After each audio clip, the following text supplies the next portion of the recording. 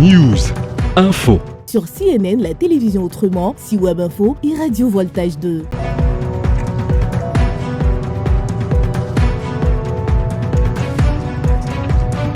Merci de nous recevoir chez vous à cette émission d'une heure où on parlera tout simplement d'informations. L'information de la semaine, un récapitulatif. Nous allons parler du Tchad qui est devenu une attraction diplomatique. Nous parlerons du Gabon avec cette grande réunion du président Ali Bongo avec tous ses frères gabonais, surtout toute l'opposition réunie pour la première fois. C'est une belle leçon que donne aujourd'hui l'Afrique dans le monde. Et aussi, nous parlerons de la Côte d'Ivoire avec la visite du président général d'Interpol. On en parlera. Et surtout, quelque chose qui fera école et qui doit faire école en Afrique, initié par la Cour constitutionnelle gabonaise, comment former, comment éduquer les Africains sur tout ce qui touche les élections, comment les former et comment surtout prévenir les après, c'est-à-dire post-élection dans nos pays d'Afrique. Restez des nôtres. On commence par cet élément qui porte la griffe de Koulibaly Ousmane et la réalisation de Bassolé sur le Tchad. On se retrouve dans un instant et merci de nous recevoir chez vous. Merci de rester chez vous. Toute l'information afro-mondiale sur CNN, la télévision autrement, si Web Info et Radio Voltage 2. Le président de la transition, général Mahamat Idriss Déby Itno, a reçu tour à tour ce lundi 13 février 2023 les lettres de créance de 7 nouveaux ambassadeurs extraordinaires et plénipotentiaires. Il s'agit des ambassadeurs du Canada, de l'Espagne, du Ghana, du Zimbabwe, du Pakistan, du Royaume de Belgique et de la Confédération helvétique qui sont venus remettre leurs lettres de créance au chef de l'État. Le Zimbabwe vient s'ajouter sur la liste des pays ayant leur représentation diplomatique au Tchad et sera représenté par Dr Emmanuel Bouloukani Runganga Gumbo. C'est à lui que le président zimbabwéen son excellence Emmerson Mnangagwa a confié cette mission auprès de son homologue général Mahamat Idriss Déby Itno. En sa qualité de premier ambassadeur de Zimbabwe au Tchad avec résidence à Khartoum, Dr Emmanuel Bouloukani Runganga Gumbo a exprimé sa volonté de renforcer les relations entre les deux pays et d'œuvrer pour le rapprochement des Tchadiens et Zimbabwéens. Pour lui, sa désignation consacre le départ d'une coopération fructueuse entre deux nations qui vont se découvrir. L'économie, l'agriculture, la défense et la sécurité, a-t-il affirmé, figurent en bonne place dans son agenda. Le Pakistan, quant à lui, a choisi Meher Behrouz Reggie pour œuvrer au renforcement des relations avec le Tchad. Le diplomate pakistanais et le chef de l'État, général Mahamat Idriss Déby Itno, ont passé en revue les domaines de coopération entre le Tchad et le Pakistan. L'ambassadeur Meher Behrouz Reggie, qui a pour résidence Khartoum au Soudan, a dit avoir reçu du chef de l'État les assurances d'une coopération fructueuse intéressant le secteur de la sécurité, de la défense, de l'économie et de la santé. Pour le Royaume de Belgique, c'est Myriam Bakelen qui sera aux manettes. Pour elle, le Royaume de Belgique considère le Tchad comme un partenaire important pour la stabilité du Sahel. Myriam Bakelen, qui réside à Niamey, au Niger, a promis de jouer toute sa partition pour le renforcement des liens d'amitié et de coopération par l'ouverture d'un consulat à N'Djamena. La Belgique n'est pas très présente au Tchad au niveau diplomatique, je dirais, puisque nous n'avons pas d'ambassade, nous n'avons plus de consul honoraire. Et donc ça va être une de mes premières missions, c'est de recruter un nouveau consul honoraire. C'est l'ambassadeur de la Confédération helvétique au Tchad, avec résidence à Abuja, au Nigeria, qui vient boucler la série. Il s'appelle Nicolas Lang. Ce rituel diplomatique est pour lui l'occasion de se féliciter des liens séculaires qui existent entre le Tchad et la Suisse depuis des lustres, avec à la clé plusieurs projets et réalisations portés par la coopération suisse au Tchad. Cette coopération, a-t-il souligné, va se renforcer en cette deuxième phase de transition. La Suisse est un partenaire de longue date du Tchad. Nous avons reconnu le pays en 1963 et en 1965, on a ouvert notre coopération ici et depuis, nous sommes là, fidèles au Tchad, dont le développement nous tient à cœur, qui est quand même un élément très important pour promouvoir la stabilité dans la région. Et ça dure jusqu'aujourd'hui.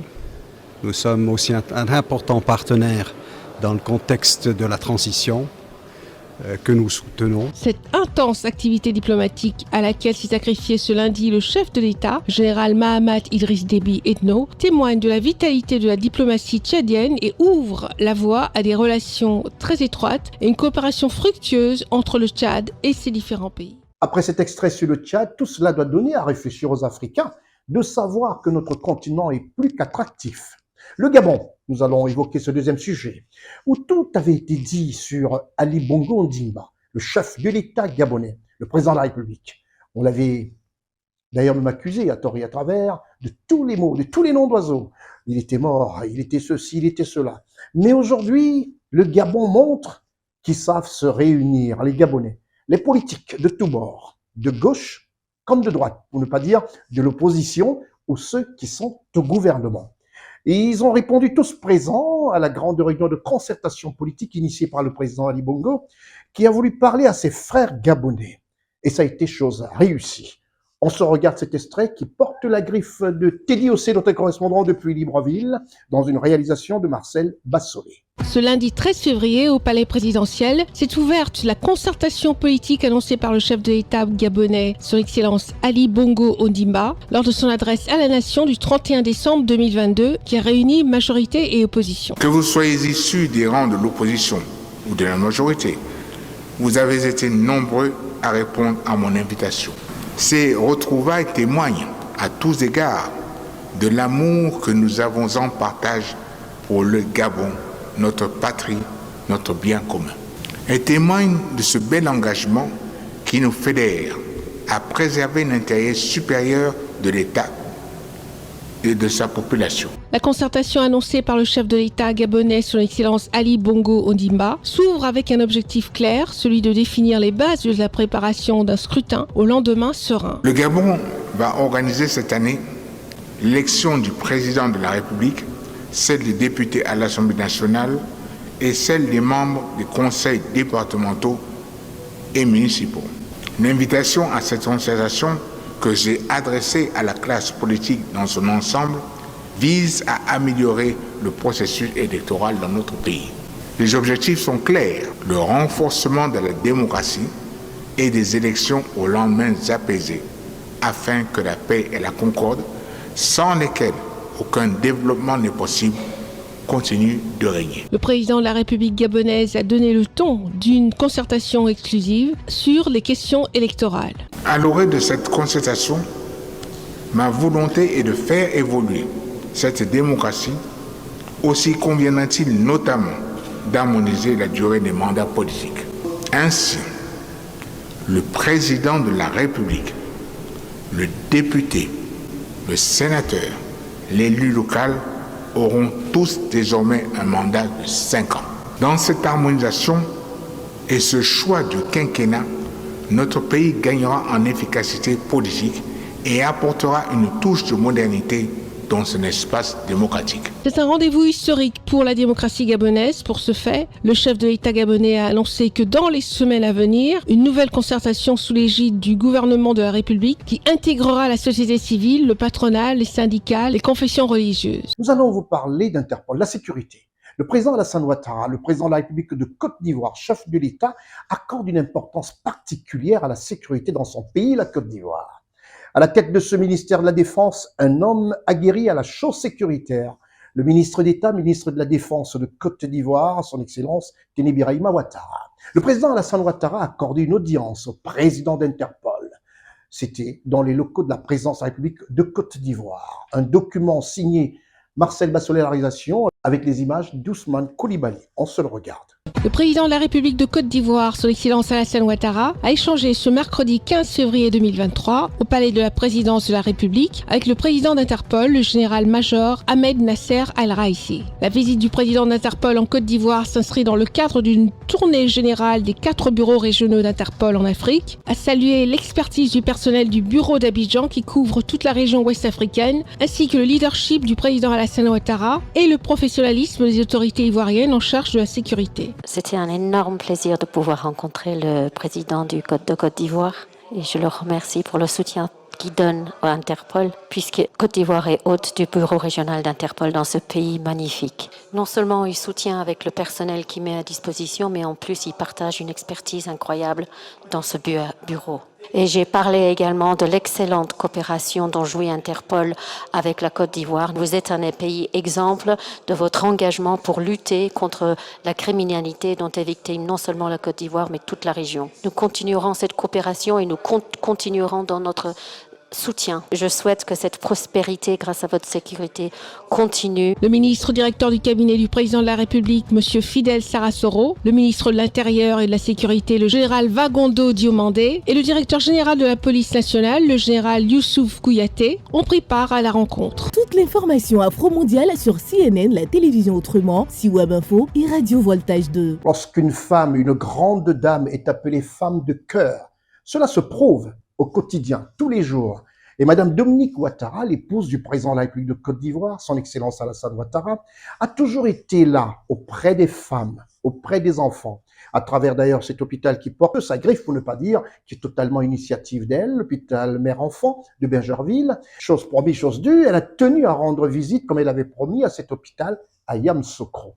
La visite de Madame Dominique Ouattara à Yamoussoukro. Il est un peu plus de 11h30 quand le common car de la première dame de Côte d'Ivoire s'est immobilisé dans l'enceinte de l'hôpital catholique Saint-Joseph Moscati de Yamoussoukro. Après les civilités aux élus, aux cadres, aux membres du clergé catholique ainsi qu'aux patients présents, la première dame de Côte d'Ivoire, Madame Dominique Ouattara, accompagnée de Madame Marielle Enoch, présidente de l'hôpital pédiatrique de l'Enfant Jésus du Vatican, ainsi que de Monsieur Pierre Ngou Dimba, ministre de la Santé, de l'Hygiène publique et de la couverture maladie universelle, a visité divers services de cet hôpital, ouvert au public le 12 janvier 2015. En marge de la visite d'État du président de la République, son Excellence Alassane Ouattara en Italie, Madame Dominique Ouattara a visité cet hôpital du Vatican fondé depuis 1869. Au cours de cette visite, la présidente de Children of Africa et Madame Mariella Enoch ont adopté et signé un mémorandum d'entente liant l'hôpital pédiatrique Bambino Gesù du Vatican et l'hôpital mère-enfant Dominique Ouattara de Bergerville. Cette visite de la première dame de Côte d'Ivoire, Madame Dominique Ouattara, s'inscrit dans le cadre d'une promesse faite en septembre 2022 à Madame Mariella Enoch lors de sa visite à l'hôpital pédiatrique de l'Enfant Jésus du Vatican à Rome.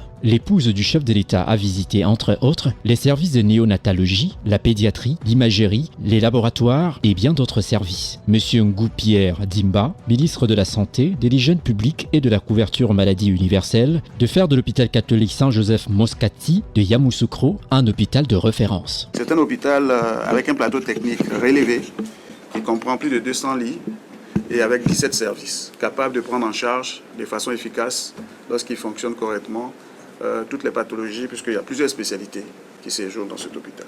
Et sur instruction de M. le chef de l'État, son Excellence le Président de la République, nous avons donc négocié une nouvelle convention qui nous permet donc aujourd'hui donc leur apporter une subvention. Donc pour cette année, il y a 300 millions de francs CFA qui vont être dégagés comme subvention.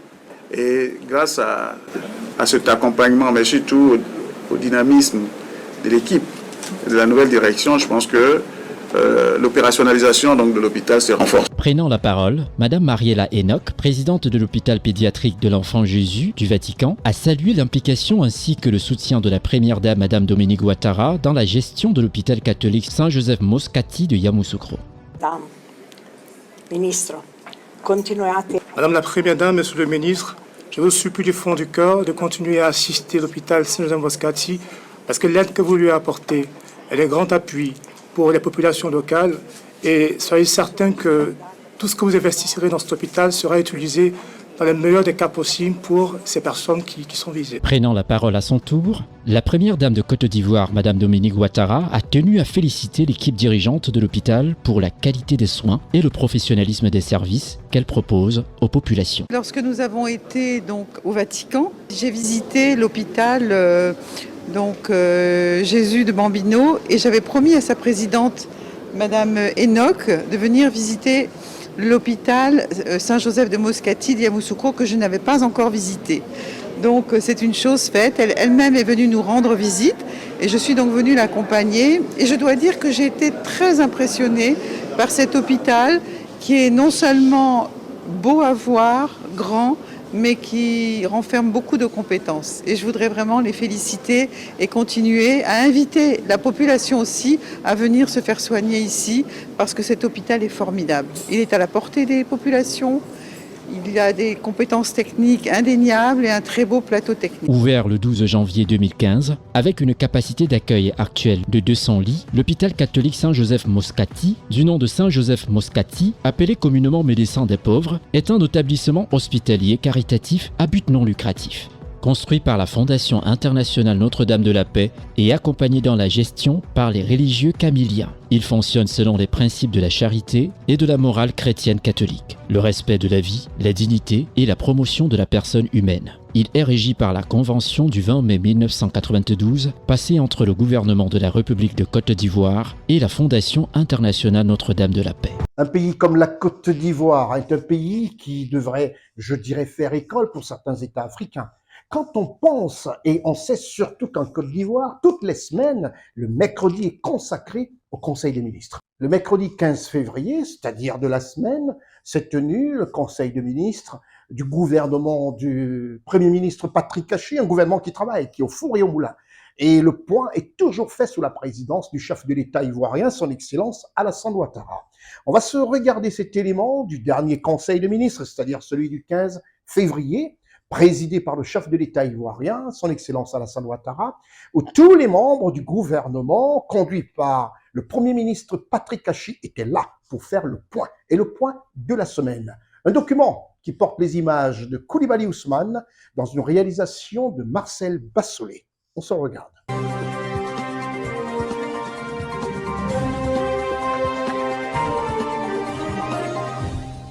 Un conseil des ministres s'est tenu ce mercredi 15 février 2023, de 11h à 13h, au palais de la présidence de la République à Abidjan, sous la présidence de son Excellence M. Alassane Ouattara, président de la République de Côte d'Ivoire, chef de l'État. Au titre du ministère d'État, ministère de la Défense, en liaison avec le ministère de l'Intérieur et de la Sécurité et le ministère du Budget et du portefeuille de l'État, le Conseil a adopté un décret portant ouverture des frontières terrestres de la Côte d'Ivoire. Le décret donc adopté ce jour fixe l'ouverture des frontières terrestres pour compter du mercredi 15 février 2023 à minuit.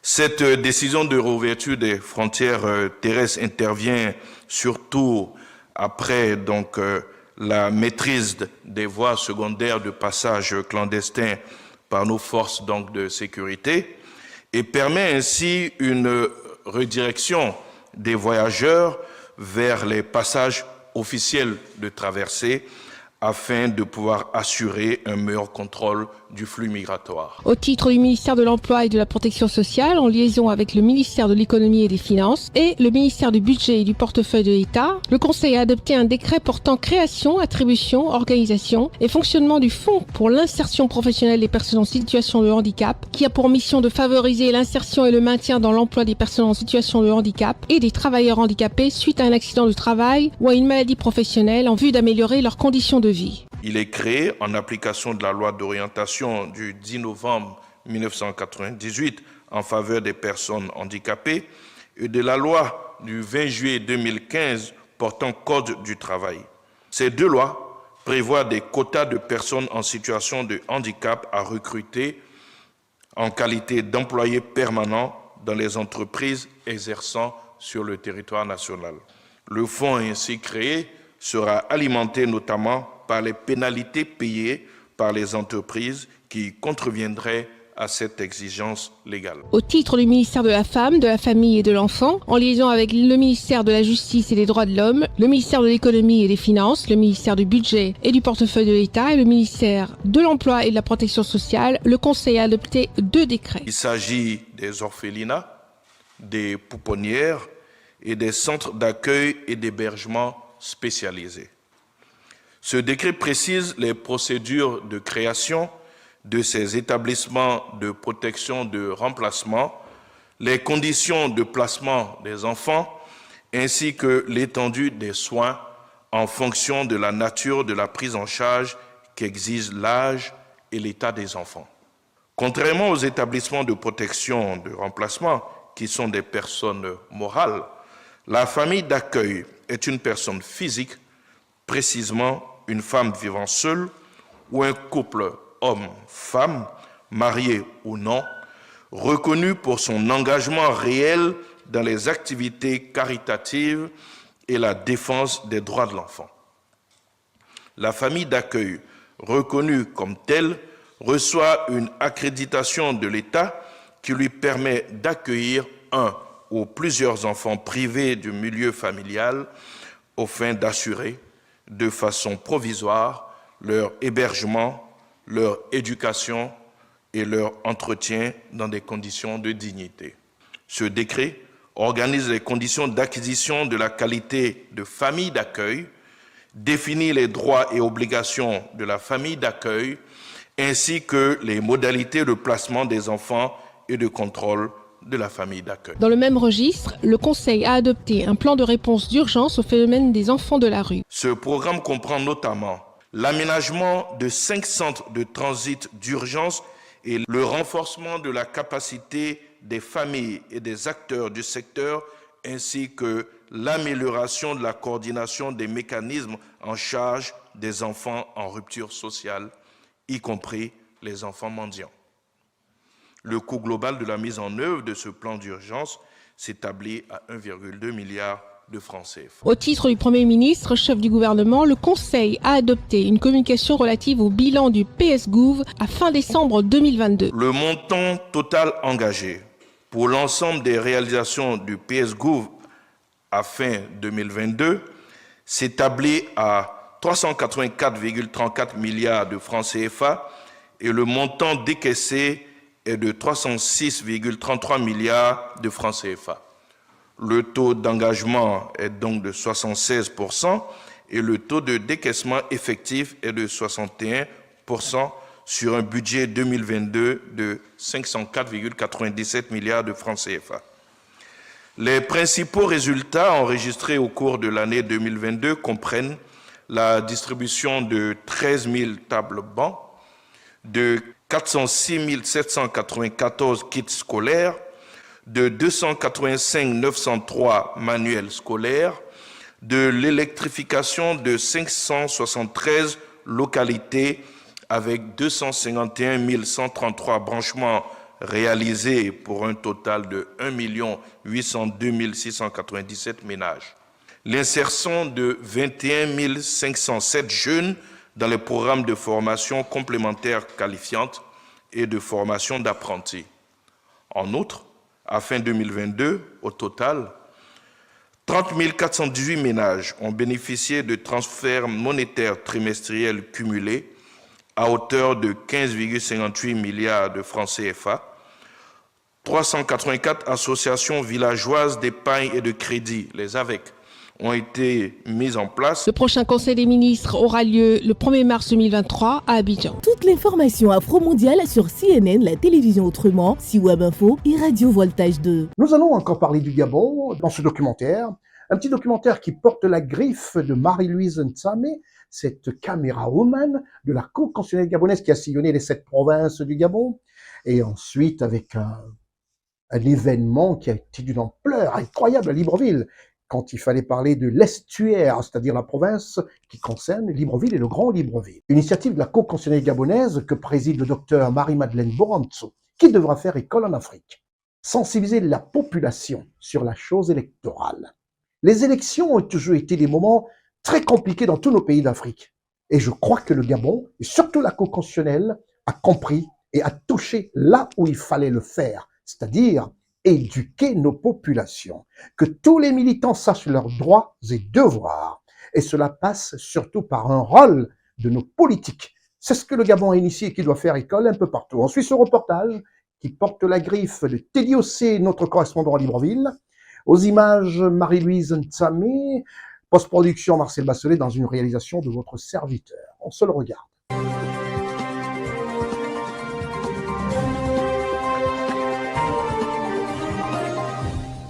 Osmose fusionnelle entre la Cour constitutionnelle gabonaise et les populations pendant la vaste campagne de sensibilisation sur le processus électoral au Gabon. Toute l'information afro-mondiale sur CNN, la télévision autrement, si Web Info et Radio Voltage 2. En cette année 2023, qui verra dans près de 8 mois des élections générales à 2 tours segmentées par des législatives, des locales et des présidentielles. La haute juridiction qui est la Cour constitutionnelle gabonaise, que dirige le docteur Marie-Madeleine Boranzo, par une heureuse initiative, a entrepris une caravane de sensibilisation sur le processus électoral au Gabon à travers tout le territoire national afin de permettre à tous les citoyens de comprendre et de s'approprier tout le processus des élections et par là s'informer du rôle et du fonctionnement de toutes les institutions qui participent à la chose électorale. Cette croisade pédagogique a pour objectif de prévenir, de préserver et surtout de conjurer la triste situation qui fait que les suites des élections soient toujours suivies des heurts et des violences. Les citoyens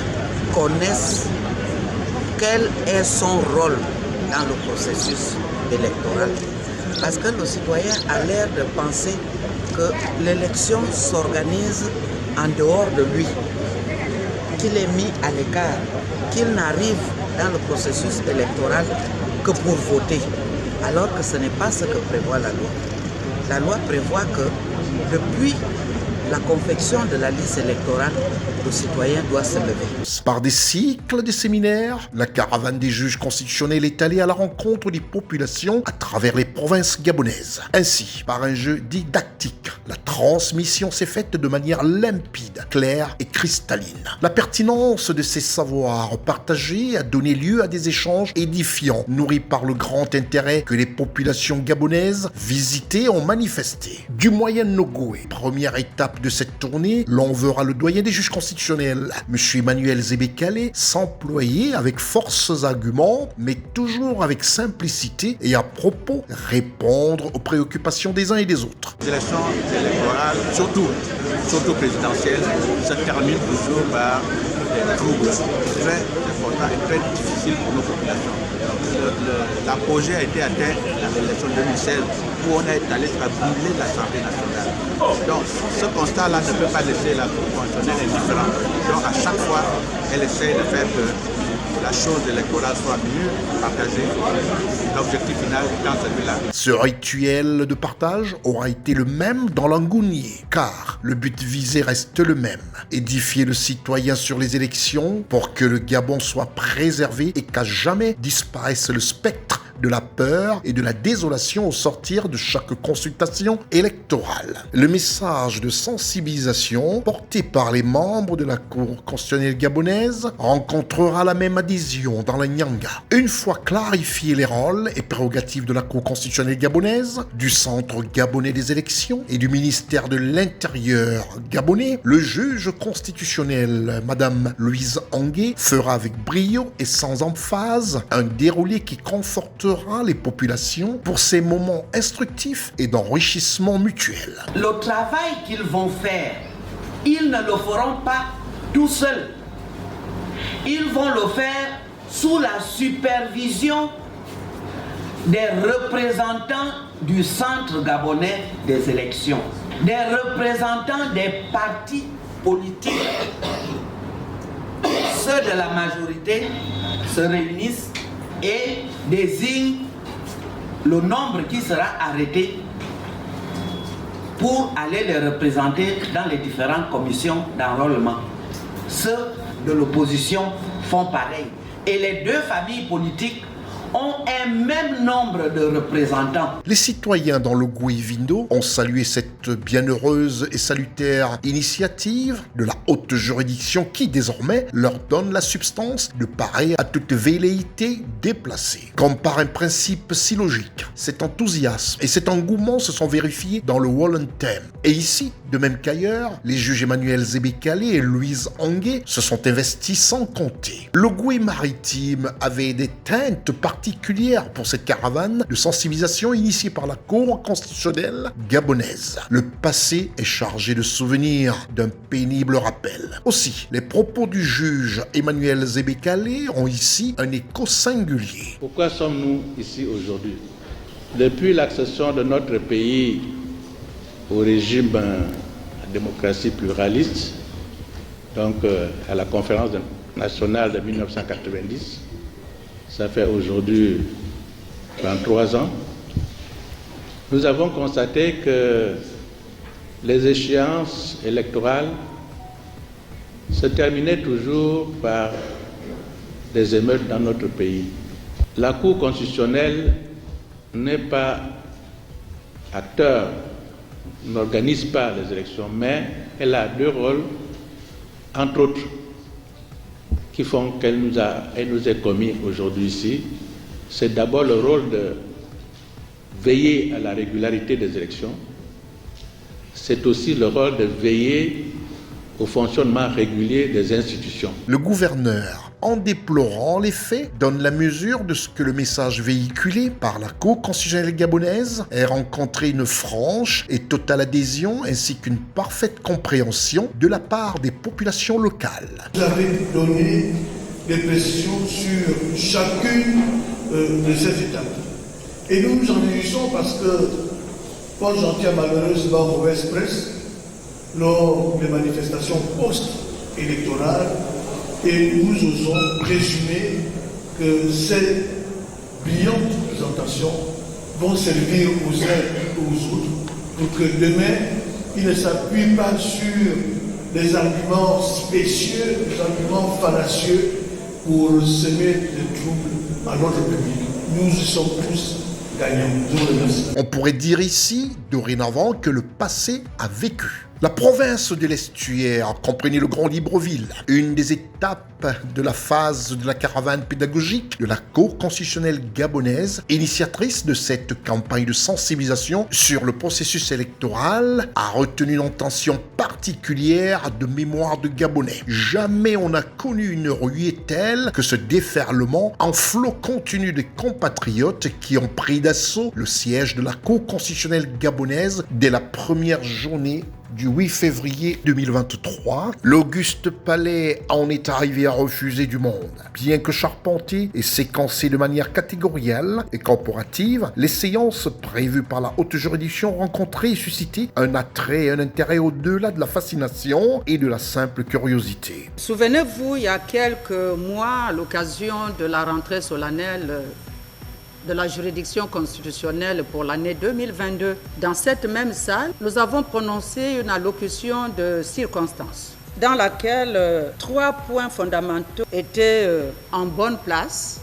Le 3e point, c'était la tenue des séminaires de sensibilisation à travers tout le territoire national, y compris les missions diplomatiques, séminaire de sensibilisation sur la matière électorale. Et nous constatons ce matin que c'est une matière qui intéresse tous les citoyens, puisque la salle, ce matin, a refusé du monde. Parce qu'en définitive, notre objectif, c'est de dépassionner le débat politique, c'est de permettre à tout un chacun de connaître quel est son rôle dans ce long processus électoral, parce que le processus électoral, il est très long, il comprend plusieurs phases, et chacun d'entre nous intervient à un niveau ou à un autre. La République est comme un corps humain, et la République gabonaise, elle est là. Les jardins extérieurs du Palais de la Constitution étaient envahis, de même les salles annexes, pour permettre à l'affluence de suivre les échanges sur des écrans. Je suis Madame Yembi Armel. Je suis représentante du parti de l'opposition ADER, enseignante de philosophie. Dans son propos introductif, Madame la juge, Madame Anguet, a précisé ce que c'est qu'une élection. Je vais essayer de reprendre, peut-être pas textuellement ce qu'elle a dit, mais j'ai noté qu'elle disait « L'élection, c'est le choix que le citoyen va effectuer librement pour désigner les autres compatriotes qui vont le représenter. » Moi, ma question, c'est celle-là. Pensez-vous sincèrement que depuis 1993 jusqu'en 2016, le choix des Gabonais est respecté dans ce pays? Merci pour de l'intervention de Madame tout à l'heure.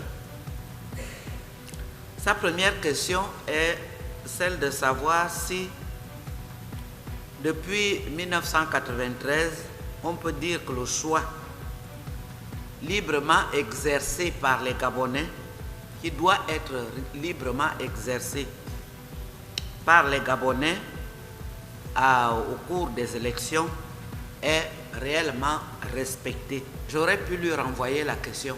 Tout au long de notre exposé, nous avons pris soin d'expliquer ce qui se passe dans le processus électoral. Nous avons dit que ce processus électoral comprend en réalité deux principales phases, la phase préélectorale et la phase de l'élection même, du choix. Ce choix qui doit être librement exprimé jusqu'à l'annonce des résultats au public, qui constitue la fin du processus électoral. Il n'y a plus d'élection. Nous avons pris soin de démontrer tout au long de notre exposé, non pas chercher à dédouaner la Cour. Non, nous ne sommes pas là pour chercher à dédouaner la Cour constitutionnelle. La Cour constitutionnelle est suffisamment grande pour assumer ses responsabilités et elle les a toujours assumées. Nous voulons que dans le processus électoral, chacun sache ce qu'il a à faire. Le citoyen, s'il ne se lève pas pour aller s'inscrire sur la liste électorale qui est désormais biométrique, il ne peut pas être considéré comme un électeur. Une fois inscrit, s'il ne se lève pas le jour du vote pour aller voter, en tout cas, il n'a pas exercé la souveraineté nationale que le constituant lui a donnée. C'est une lourde responsabilité, la souveraineté nationale, ce choix-là. Mais la plupart, nous pouvons l'affirmer ici, la plupart des Gabonais parlent de l'élection sans exercer la souveraineté nationale. S'il y a 480 inscrits dans un bureau de vote, 80 seulement s'en vont voter. Dites-moi, le choix que vous êtes censé aller opérer librement va se faire comment? Qui va aller le faire à votre place? Qui s'est déjà levé pour aller accomplir son devoir civique et puis son choix n'a pas été pris en compte? Nous avons démontré que c'est très bien parce que c'est un responsable d'un parti politique, qu'il soit de la majorité ou de l'opposition, en tout cas c'est un acteur politique. Nous venons de vous démontrer, on n'a même pas besoin de démontrer, de vous dire ce que la loi prévoit, que l'organisation matérielle des élections, jusqu'à l'annonce, à la centralisation des résultats à tous les niveaux, jusqu'à l'annonce de ces résultats au public, est entre les mains exclusivement des acteurs politiques. Enfin, dites-moi, comment vous-même, vous avez dans le bureau de vote les représentants des partis politiques, majorité, opposition, ce sont eux qui organisent l'élection. On parle seulement du bureau de vote. Dans le bureau de vote, vous avez le représentant de chaque candidat. Mais enfin, qui vient voler encore l'élection de l'autre? J'aimerais bien savoir. Il n'y a pas les syndicats dedans. Il n'y a que les acteurs politiques. Qui vient encore? À quel moment on réussit, un camp politique réussit à voler la victoire à l'autre? À quel moment? Comment ça se passe? Mystiquement ou bien, enfin, je ne sais pas. À quel moment cela pourrait-il encore se passer? C'est ça qui est un peu dommage. Nous espérons que cette fois-ci, ceux qui parlent des élections vont effectivement se lever pour aller s'inscrire sur la liste électorale, pour aller vérifier que les morts ne vont plus voter, pour aller vérifier que les personnes de mauvaise moralité ne sont pas sur la liste électorale. Parce que ceux qui font beaucoup de bruit sont ceux qui sont de très mauvaise moralité. Ça, c'est pour la première question. Personne, il n'y a plus personne, je ne sais pas d'où sort encore celui-là qui, dans le bureau de vote, va encore venir. Les représentants, les scrutateurs de la majorité sont là. Les scrutateurs de l'opposition sont là. Et puis, il y a le représentant du candidat. Il va sortir d'où? Celui qui va encore faire en sorte que ma voix, que j'ai bien mise, parce que ce sont des détails dans lesquels nous ne sommes pas descendus, mais des détails que les partis politiques eux-mêmes doivent porter à la connaissance de leurs électeurs dans l'enveloppe à coller, si c'est maintenu. Voici, la loi explique tout ça. Voici comment on vote. S'il y a 10 candidats, tu vas choisir un. Donc dans l'enveloppe poubelle, quand tu vas aller à l'isoloir, mets les 9 que tu ne choisis pas. Mets-les dans l'enveloppe marquée poubelle. Et puis celui que tu choisis, c'est-à-dire moi, mets-moi dans l'enveloppe où c'est écrit vote. Tu prends les deux, tu vas laisser dans l'urne devant le président du bureau de vote et tous les autres scrutateurs avec les yeux pour scruter ce qui se passe. À quel moment encore on va venir dire que l'élection de tel a été volée? La victoire de tel, on n'a pas pris en compte. Si vous-même, vous ne formez pas vos électeurs. Car nous étions là dans le vrai, qui vient conforter l'initiative prise par la haute juridiction gabonaise, présidée par le docteur Marie-Madeleine Boranzo, en portant au devant des citoyens tous les ressorts et les méandres complexes qui jalonnent le processus électoral. Ce n'est pas notre mission en tant que telle. Dans les missions du Centre gabonais des élections, c'est inscrit. Eux, ils devraient, puisque les politiques avaient créé cette instance, cet organe en tant qu'organe indépendant et permanent. Permanent. Quand le CGE n'organise pas les élections, quel est son rôle? Ça devrait être de sensibiliser afin que chaque citoyen puisse être à même d'exercer son droit de vote. Mais nous, on a estimé que, comme tout le monde le dit, d'ailleurs dans cette salle, pour tout le monde, c'est la Cour constitutionnelle que l'on voit. Donc on s'est dit, si nous ne nous lèvons pas pour aller vers les populations, vers les citoyens, pour essayer de les aider à comprendre cette matière qui est très complexe, ben, c'est nous les perdants, parce que dans tous les cas, le contentieux va arriver ici et chacun aura beau rôle à dire, c'est la Cour, c'est la Cour, c'est la Cour. Bon, peut-être parce que nous occupons ce bâtiment, il est visible à 10 000 lieues, on le voit, peut-être parce qu'on nous voit plus qu'on voit les autres.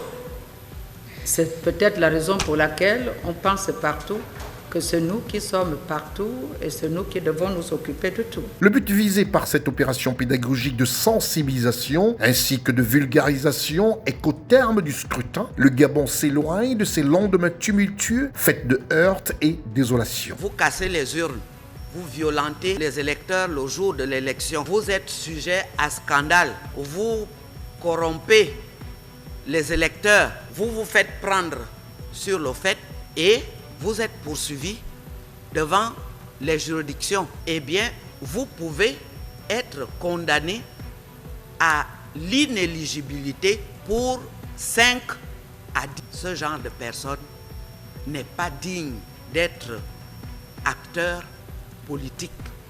Parce que l'acteur politique doit être un modèle. L'acteur politique doit inspirer confiance. Il faudra désormais substituer le spectre de la peur et de la violence par un climat apaisé et serein. La réponse instantanée, enthousiaste, de même que l'adhésion massive des populations à ces louables et nobles intentions, prouve à suffisance que cette démarche salutaire était attendue. Si on ne maîtrise pas tout le processus électoral, on n'aura pas du tout les élections apaisées qui sont appelées par tous. Voilà les raisons pour lesquelles nous nous retrouvons dans cette salle. Chers compatriotes, il y a aussi que depuis des décennies, vous allez entendre, mais pas à ce niveau, vous veuillez nous excuser, vous n'êtes pas au niveau vous êtes les plus hautes personnalités dans cette République. Mais vous aussi, vous avez malencontreusement l'occasion d'entendre dire « Voilà les élections dans ce pays, depuis 1993, il n'y a pas de transparence. Et puis, l'organisation de l'élection se déroule toujours très bien. Ça se passe toutes les phases, que ce soit au niveau de l'établissement de la liste électorale, la révision de la liste d'abord avant son établissement, la mise en place des commissions électorales, la centralisation des résultats, ça se passe très bien. Mais le problème se pose au niveau de la proclamation des résultats. Au niveau de la proclamation des résultats. C'est-à-dire, au moment où la Cour constitutionnelle vient proclamer les résultats finaux dans cette salle d'audience. Mais à ce moment de la proclamation des résultats, Excellences, Mesdames et Messieurs, l'élection est terminée depuis longtemps. Parce que l'élection, quand on proclame les résultats, l'élection est déjà terminée depuis l'annonce des résultats qui est le rendu au public des résultats centralisés par les organes qui ont été mis en place par les acteurs politiques. Oui, depuis 1994, l'élection au Gabon est organisée par les acteurs politiques eux-mêmes. Et lorsque le juge constitutionnel Louis Angué, par des explications simples, cristallines et limpides, démontre une fois la nature et situe les différentes étapes, tout en indiquant les juridictions de référence par spécificité, l'assistance s'en imprègne et en est édifiée de fort belle manière. Pour être éligible, il faut être électeur dans la circonscription. Donc, si vous n'êtes pas électeur dans cette circonscription, vous n'êtes donc pas éligible. La constatation de l'inéligibilité entraîne automatiquement l'annulation de l'élection. En fait, Madame le Président, le mot de désignation, sont. Oui. Et malheureusement, c'est ce qui arrive le lendemain ou la veille, ou le jour même du vote, dans le bureau du vote, c'est d'autres vice-présidents, d'autres assesseurs et surtout le représentant du candidat qui n'est plus le même. Et ça c'est vraiment interdit. Madame le juge, vous avez la parole. Merci, Madame le Président. Les partis politiques, comme elle venait de le dire, qui présentent des candidats à l'élection concernée, désignent les vice-présidents et les assesseurs. Mais le candidat lui-même désigne son représentant. Il y a des mandats, des formulaires de mandat que un président de commission qui est bien organisé peut faire, et il remet à chaque candidat pour aller choisir son représentant. Une fois que c'est fait, il amène en 2 exemplaires, il amène les 2 mandats, les 2 formulaires. Le président de la commission doit viser. Le travers populaire établi et qui faisait à tort de la Cour constitutionnelle gabonaise l'alpha et l'oméga du processus électoral, elle n'est en aucun cas partie prenante dans le fonctionnement et la gestion du processus électoral. Et quand elle intervient, c'est que le scrutin est déjà bel et bien consommé. Il faut comprendre que cette disposition n'a aucun caractère impératif. Le ministère de la Défense joue un rôle important au sein du CGE. Le représentant qui sera là-bas est là-bas pour s'occuper des questions de défense. Lorsqu'il est là, il doit avoir une bonne coordination avec les représentants des ministères de la Défense dans les commissions locales en termes d'information par rapport aux aspects sécuritaires, notamment en matière de convoyage du matériel électoral et de convoyage des résultats électoraux. Et je dirais même que dans le cadre de ces rapports, il faut faire preuve de beaucoup d'anticipation. Il faut éviter d'être surpris. Le président de la Cour constitutionnelle gabonaise, le docteur Marie-Madeleine Boranzo, en ouvrant ses séminaires séquencés, les a voulus de toute transparence et sans tabou. Vous allez vous demander, mais nous sommes les agents des forces de défense et de sécurité. Nous ne nous mêlons pas de la politique. L'élection, ce n'est pas notre affaire. Et comme ce n'est pas non plus l'affaire des juges que nous sommes, mais nous sommes d'abord des citoyens. La souveraineté nationale appartient au peuple et nous en faisons partie. Ce qui signifie que malgré le fait que nous ici, nous portons les toges que vous connaissez et vous aussi, en face, vous portez aussi vos toges, au moins il y a un élément qui nous est commun, mais nous sommes également concernés par la chose publique et notamment par le moyen qui est mis à la disposition de nous, le peuple, pour choisir nos dirigeants. Le docteur Marie-Madeleine Boranzo a répondu à tous avec pertinence et clarté et toujours avec cette finesse d'esprit qui la distingue. Face à l'engouement suscité, la Cour constitutionnelle gabonaise s'est engagée à programmer des séances supplémentaires. À ce jour, les séminaires ont reçu les partis politiques et la société civile, les parlementaires et la haute administration, avec les présences remarquées du président du Sénat, de Faustin Boukoumbi, président de l'Assemblée nationale, et celle de Michel Essonguet, haut commissaire général à la présidence de la République. La suite a vu les forces de défense, de sécurité, les acteurs des médias, ainsi que les confessions religieuses. Notre constitution, ou le tout premier paragraphe de la loi fondamentale, dit ceci: le peuple gabonais, conscient de sa responsabilité devant Dieu et devant l'histoire, animé de la volonté d'assurer son indépendance et son unité nationale, d'organiser la vie commune d'après les principes de la souveraineté nationale, de la démocratie pluraliste, de la justice sociale et de la légalité républicaine, affirme solennellement un certain nombre de droits fondamentaux, parmi lesquels le droit de former des associations, des partis ou formations politiques, des syndicats, des sociétés, des établissements d'intérêt social, ainsi que des communautés religieuses. Les communautés religieuses règlent et administrent leurs affaires d'une manière indépendante et sous réserve de respecter les principes de la souveraineté nationale, l'ordre public et de préserver l'intégrité morale et mentale de l'individu. Le droit, ça s'étudie, ça ne s'invente pas. Quand le savoir et le partage sont ainsi sanctuarisés, nous ne pouvons que nous en féliciter. Je voudrais, chers hommes de Dieu,